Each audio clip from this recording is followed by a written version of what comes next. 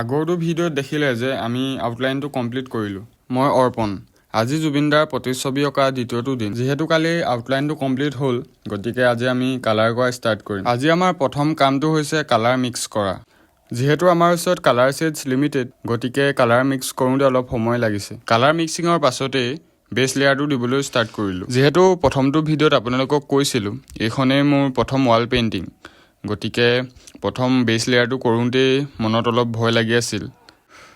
যদিও মনত ভয়টো আছিল, তথাপিও সাহস লৈ কামটো আগবঢ়াই গ'লোঁ।